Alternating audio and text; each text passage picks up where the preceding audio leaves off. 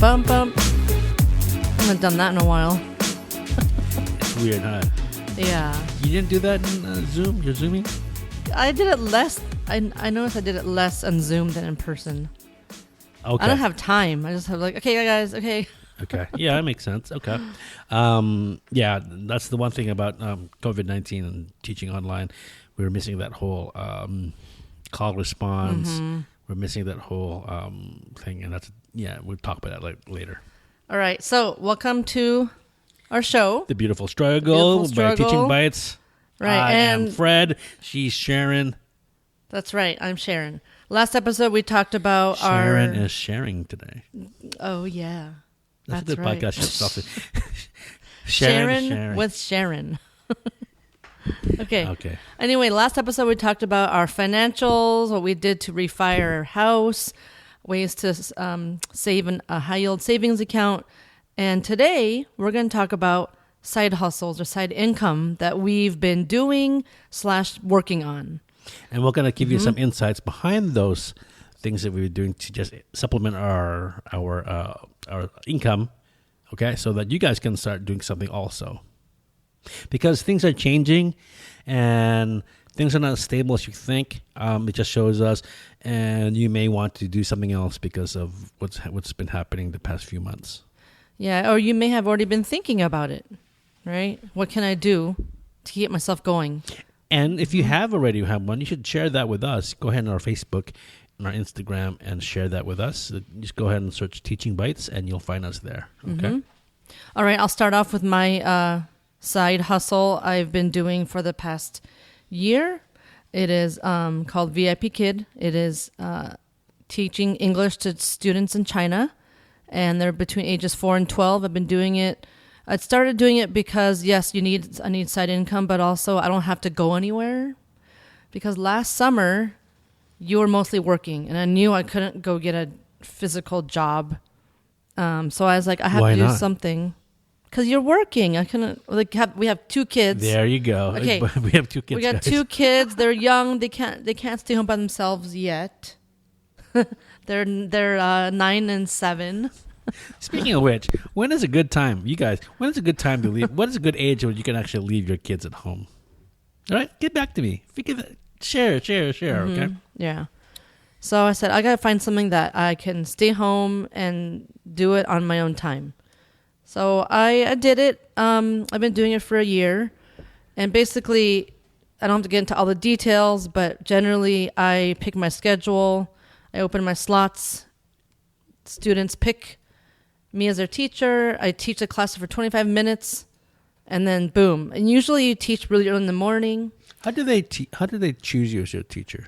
Well, when you pass all your tests to get in and your application process, they have you post pictures of you and put a welcome video, and you describe yourself so that the parents. So it's like this. So there's online dating. Remember back in the day we did online dating? I never did that. Okay. The dating came to me. Okay. Well, you know how you search, like you could just search like a bunch of faces and then you can see their description. It's like that. It's a Tinder today, they right? pick the teacher by the little thumbnail of the picture and the description. So it's like a Tinder for I don't know. No, you don't swipe or anything. Tinder for tutors Tinder for tutors. I don't know. Weird. That's so weird. That's another business idea. Ding. No, don't do that. I'm kidding. No, but so you have to stand out, right? You have to stand out because there's lots of teachers on this platform. But then people say you should be yourself, which you should be. You shouldn't try to be someone else. So don't be boring, though. Yeah, but yes. But you want to show that you're enthusiastic. You want to show that you're excited to teach their children and, help them with their English skills, etc. Okay, so anyway, I've been doing that for a year, and it's good. It doesn't replace an income, but it's something on the side. How much are you making? You get about a class? $20 an hour, and each class is about half of that. So $9 okay, or so. $9 per half hour. Mm-hmm. Okay. Mm-hmm. But then again, you have to prep it, right? Some people prep right before the class. It's up to you. I kind of look at the lesson beforehand and all that. You get to see your students' profile and what they're doing You beforehand. could see the comments made by previous teachers. Got it. You could see how old they are, their interests. And you could say no. You could say no if you don't want to teach them. No, You had to teach those students because if you open your slot, then anyone can book you. Okay. and then you're beholden to that slot. Yeah, but then if you don't have a slot open, they could request you too. Okay. And those are the kids that normally like regulars, and you could decline that if you want. Okay. Cool. So that's my little side thing. Now you have a little insight about how VIP Kid in California. Yeah, so since SB something, I forgot what the law was, that California passed, was it the time is so weird. I think it was last year. Yes. Where they made it so that independent contractors Like Uber cannot be employees, right? Like Uber and DoorDash, like stuff like that, Lyft. Then because of that law, if you're in California, and a lot of you are California teachers, you are not able to apply to be a VIP Kid teacher due to that. So that's unfortunate. I guess I'm lucky I got in before all this happened, but you don't have to be dependent on this one. There's other options out there. So you don't have to do a VIP Kid? No, you don't. And there's actually another one that's actually I'm kind of looking at, which is pretty exciting. It's called Out School, Out like OUT School. And it's not teaching English to kids in China. It's teaching anything you want. So if you are passionate about braiding hair or baking cookies, or you want to teach how to Bake bread. so whatever, you could teach Hula coding. You could teach, you could teach things that you really like. You don't have to be a teacher. For kids or for anybody? For kids, for kids. I'm not sure what ages they are, but it basically you set your own rate. You set your own schedule. You can set it where it's like I'm going to teach this one time, or I could teach this like a set of classes. I'm going to teach 4 days this week. So you can charge like $50 an hour? You can charge that. And these but are live classes? These are live classes? Yes, and the live classes, but the only thing that is Out School, they're the ones that promote your classes, right? They put it on their platform. So they take 30 or I forgot. Right. I'm sorry, it's 20 or 30%. Okay? Right. It's like a Udemy. Yeah. Yeah. Exactly. So I've read around that it's very good because you can set your own rate, and of course you could teach what you love, what you are excited about, right? Because VIP Kid is just strictly English for students in China. Yeah, and they give you the curriculum, which is I don't have to do that at all. For VIP Kid. For VIP Kid. Now let's go back to... but then Out School, you can make your own. Right. And of course, you have to write it out and you have to show what your sequence is and all that. To You have to show Out School that. yeah, you can't just say, here's my class. You have to write it up. I'm not really, I don't know that much more about it, but it seems like kind of You can try it? it's kind of interesting. I might. I was actually looking at their corporate jobs, but that's another episode. Cool. All right. Nice. So that's another idea. So those of you who are at home, maybe you have kids or you just don't want to go anywhere, or especially now you can't really go out for jobs, and maybe you need a summer gig. If you want like somebody to become a DoorDash runner, or if you want to be Amazon, they're also hiring a lot, right? Delivery. Yeah, but maybe you're worried about the health and all that. You want to just stay at home and check it out. Out School. Mm-hmm. It seems really something that's very different than what I've seen. All right, cool. Okay. All right. So what else? Oh, what else did we do? So actually a couple weeks ago, going back, if you guys don't know, we also have something called the Innovation Playground, where we used to actually have in-person coding and design thinking classes for kids. In our hometown, Yes. outside of Sacramento. Yeah. So we had it for elementary kids, upper elementary, middle school kids. And we did it for a while, and this year we kind of slowed it down, but then Fred was like, actually, no, never mind. Going back, we were thinking about doing it online before COVID. People kind of weren't. Why did we think about that? So there's a backstory. Why did we think? Why did we think we can do it online? This is before COVID. So Well, it was a lot of work to get all our stuff every weekend. We bringing laptops. We're bringing. So yeah, we had to go to a third place. Mm-hmm. We had to make sure we had a place that our students can come and go ahead and log in. We had to get computers. We had to make sure the Wi-Fi is good. We had to make sure we paid the rental of the place, and they're very good. But they take a chunk of our profits, and also it's overhead for us, and it's also just to get up early in the morning and then try to prep everything, and we did it primarily on the weekends because we were teaching during the week, and that really took its toll on us, especially our kids. We had to lug them around with us. So, yeah, they're like, oh, I'm so tired. Go again. So we had to and then I had to reiterate. Okay, so how do we scale it? But how can we make sure it's done in the way that we can survive?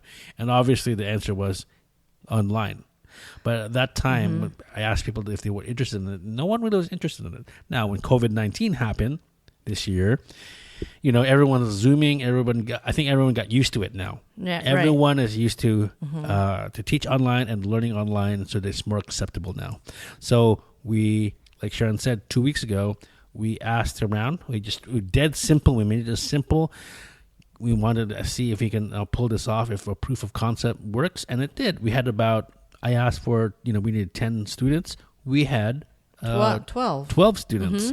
And I think, what did we charge? I forget. We charged about $35, right? And yeah, $35 for 1 hour a day, 5 days in a row. Monday, Tuesday, Wednesday, Thursday, Friday, right? And it was 3rd to 6th grade or so. So we taught coding classes.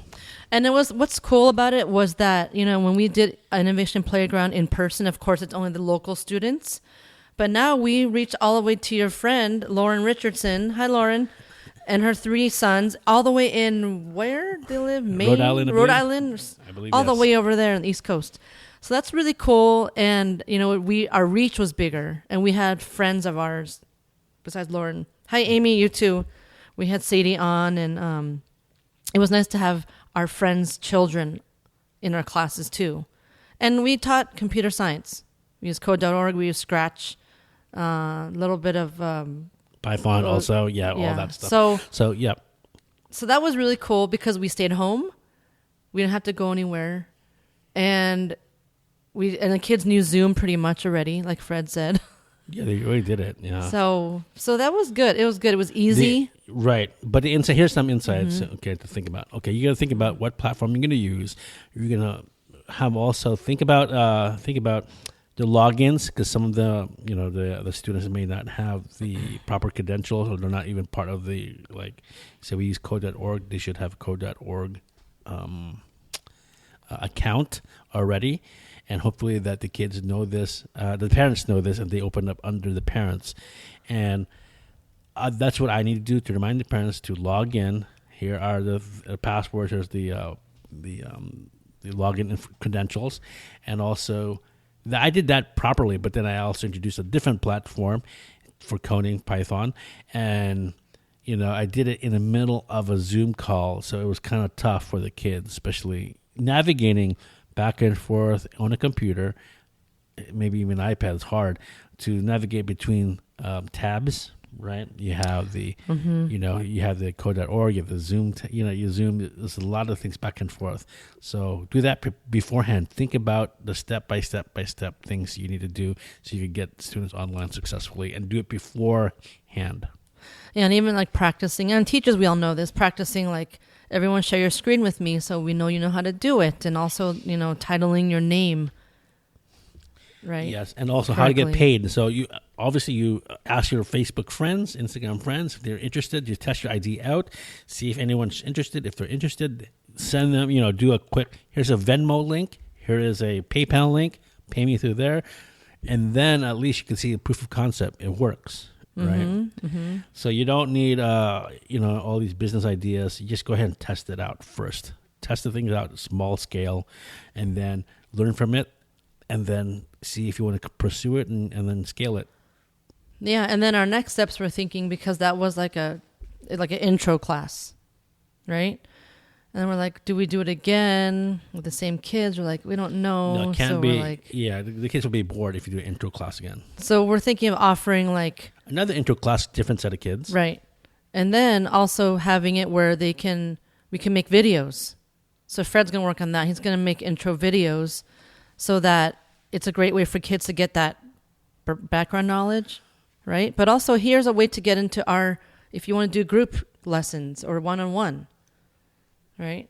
For more challenging things. So let's break it down a little bit more. So there's 3 tiers. One is pre-recorded videos, asynchronized, as the teachers should know.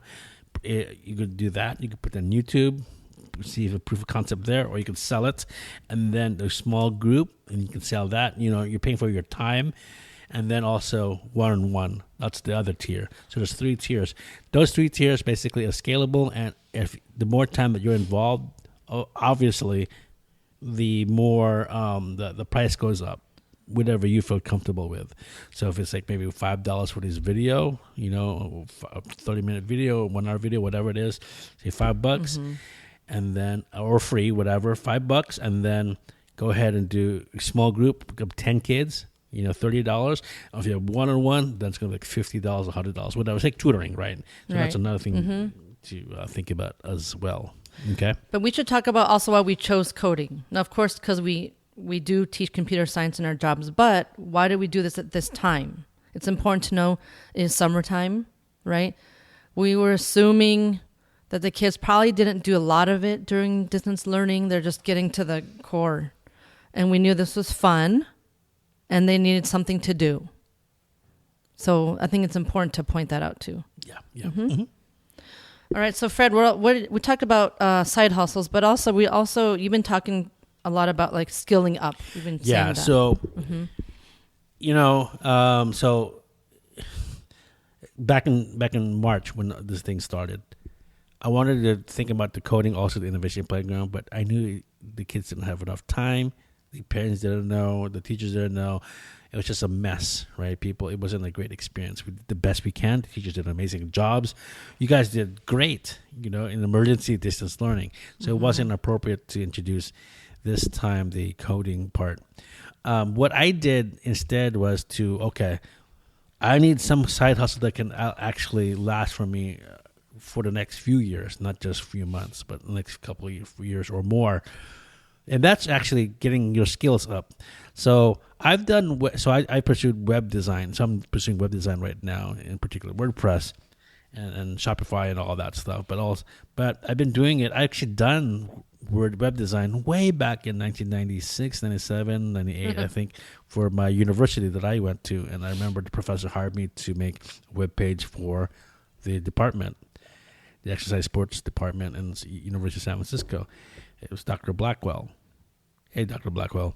But he hired me. I made a web page. That's my first try, and I did it. I learned HTML, learned how to FTP, all that stuff.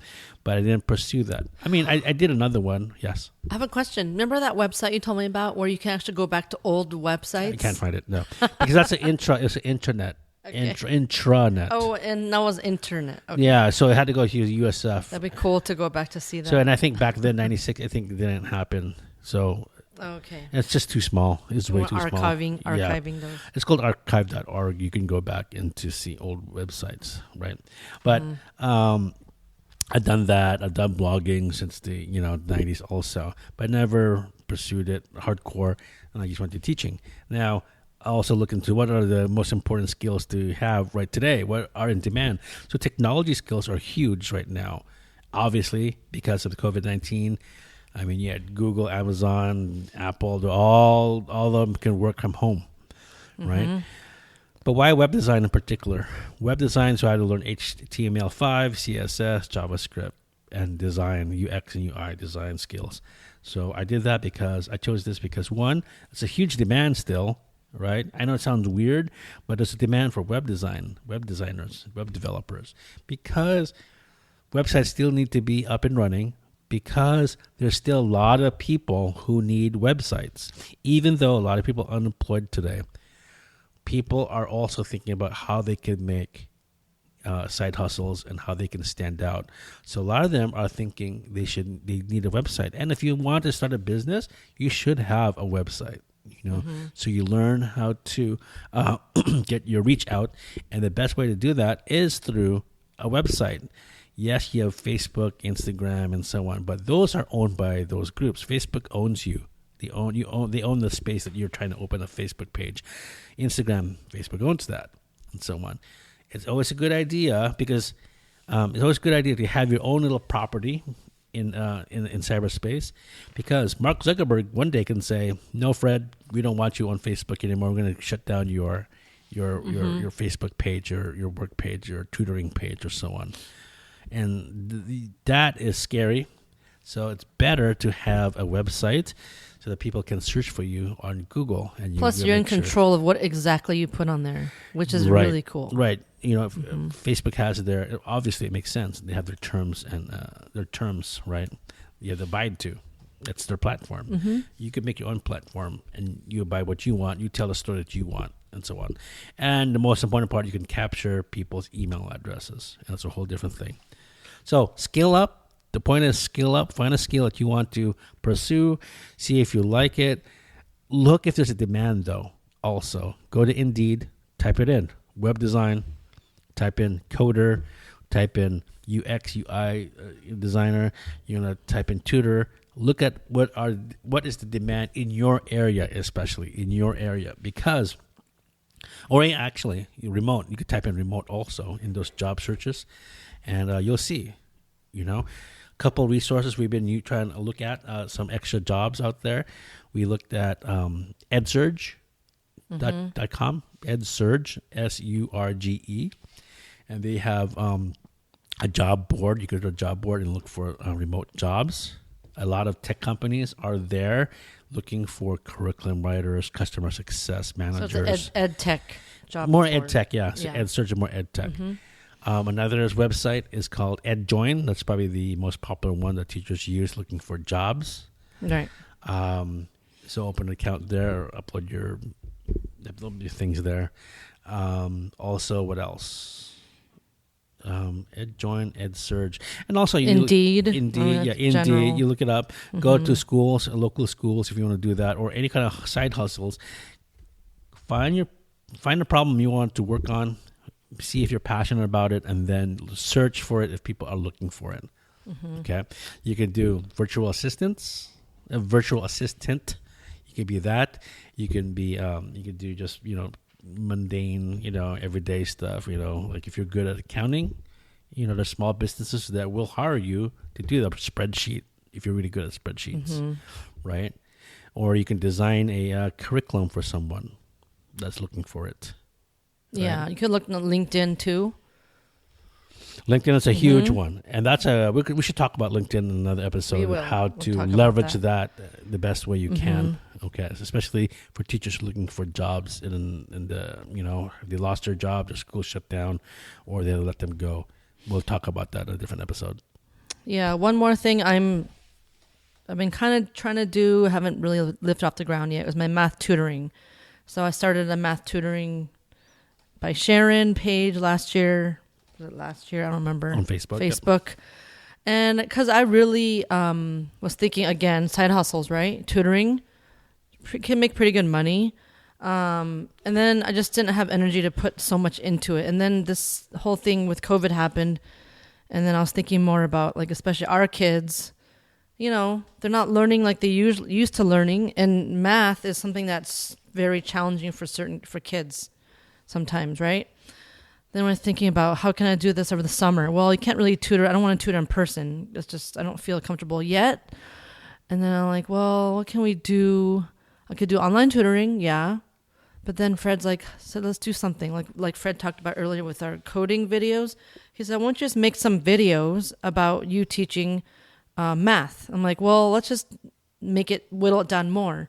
And let's just focus on third grade fractions, because I know that the best. And I know, as a teacher, that's actually one of the hardest standards to hit and to get to by the end of the year. And by the end of the year was kind of like the horse picture we talked about, how it was just so difficult because of distance learning. So I said, maybe I'll just do that and help kids over the summer and get their math fractions up, get ready for school, and see what happens with the videos. So we should really just test it out and send it to the people who follow us already and see, hey, check this out. And if they click on it, they watch it, boom, you can see. Yeah, so I put on my YouTube. I published a first video 2 days ago. And I'm learning all about how to get insight for you, learning how to start a channel, what are certain things you should do for tagging and all the different settings you should put. Yeah, it's a whole nother But episode. since we already have a small Innovation Playgrounds audience, you should email them also. Yeah. So I behoove you to do that today. Oh, okay. Behoove, I never use that word. No, you don't. I don't know if I even use it properly. But anyway, yes. What else? I think, is that it? Yeah. All right. So basically, we want you guys to look for side hustles, supplement your income, skill up, and find new skills, and also just look what's happening, observe what's happening, go to the websites and search, see something that's interesting, and test things out. Always test And things try out. it. Yeah, you don't need a business plan. Just go ahead and test things out. Okay. All right. So next episode, we're going to talk about job searching. All right. All right. See you in a bit. See you next time. Bye. Peace.